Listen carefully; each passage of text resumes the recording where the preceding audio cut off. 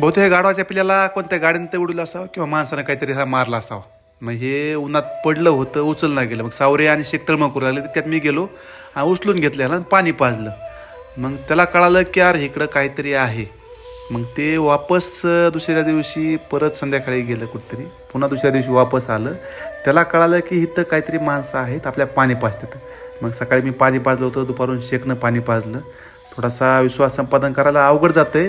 शेवट हे गाढव जरी असलं त्याला जीव आहे, ह्याला तळमळ आहे, ह्यालाही व्याकुळता आहे, ह्यालाही भूक आहे. कुणी असणार, ते गाढव, डुक्कर, प्राणी, माकड, पिकड कोणतंही असणार, पक्षी, कावळा का असना, पण त्यालाही आपापल्याला जसे आपल्याला भूक लागते तसे त्यालाही भूक लागते, त्याला तहान लागते. असं वाटतं की ह्यांना घरी घेऊन जावा. आता आजकाल माझ्यासमोर काही गोष्टी न व्हायच्या व्हायल्या. आता मरायलेत प्राणी पण मी घराकडे घेऊन येऊ शकत नाही, कारण मला घरापाशी जागा नाही. लवकर त्यावर काय ते तोडगा काढेल.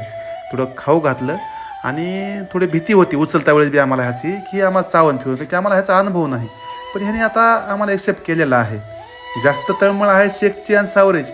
ह्याच्याबद्दल ते विचारते की हे इकडे गेला तिकडं आला, त्या दोघांचं कंटिन्यू याच्यावर लक्ष आहे.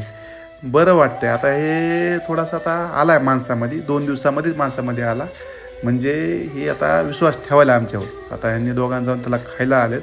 आता ठीक आहे, घराकडं नाही घेऊन येता येत, पण आहे तिथं आपण ह्याला एकदम टकाटक कसा होईल हे प्रयत्न करूया.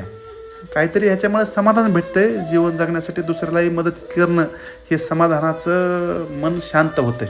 आपण कोणातरी कामाला जाऊ, काहीतरी वेगळं समाधानाचं. चला, धन्यवाद.